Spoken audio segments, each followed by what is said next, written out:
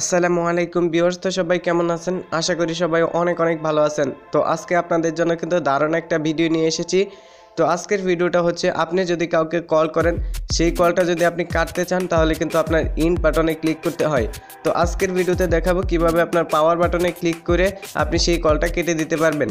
তো ভিডিওটি শুরু করার আগে আপনার কাছে একটাই রিকোয়েস্ট, আপনি যদি আমার চ্যানেলের নতুন দর্শক হয়ে থাকেন তাহলে এখনই আমার চ্যানেলটি সাবস্ক্রাইব করুন এবং পাশে আসা বেল আইকনটি অল করে দিন পরবর্তী প্রত্যেকটা ভিডিও নোটিফিকেশন সবার আগে পাওয়ার জন্য।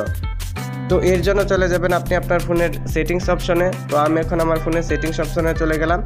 তো সেটিংস অপশনে যাওয়ার পর আপনি একটু নিচের দিকে সোয়াইপ করবেন। তো আমি একটু নিচের দিকে সোয়াইপ করলাম।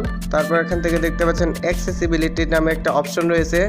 তো আপনি এই অপশনটাতে একবার ক্লিক করে দিবেন। তো আমি এখন ক্লিক করে দিলাম। তো ক্লিক করে দেওয়ার পর একটু নিচের দিকে সোয়াইপ করলে দেখতে পারবেন এখানে কিন্তু একটা অপশন আছে পাওয়ার বাটন ইন কল। এই অপশনটা আপনি ইনেবল করে দিবেন। তো আমি এখন ইনেবল করে দিব।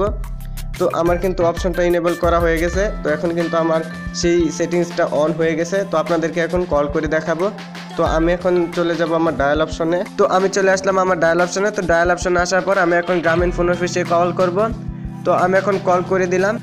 তো কল করে দেওয়ার পর দেখতে পাচ্ছেন এখানে কিন্তু আমার ইন বাটনটা অ্যাড হয়ে আছে। তো আমি এখন এখানে না ক্লিক করে আমার পাওয়ার বাটনে ক্লিক করব। তো আমি এখন পাওয়ার বাটনে ক্লিক করলাম। ক্লিক করে দেওয়ার সাথে সাথে দেখেন আমার কলটা কিন্তু কেটে গেছে। তো আপনারা কিন্তু এভাবে কলটা কেটে দিতে পারবেন। তো আজকের ভিডিও এই পর্যন্তই। ভিডিওটা ভালো লাগলে একটা লাইক দেবেন, কমেন্ট করবেন এবং শেয়ার করে অন্যকে দেখার সুযোগ করে দিবেন। আল্লাহ হাফেজ।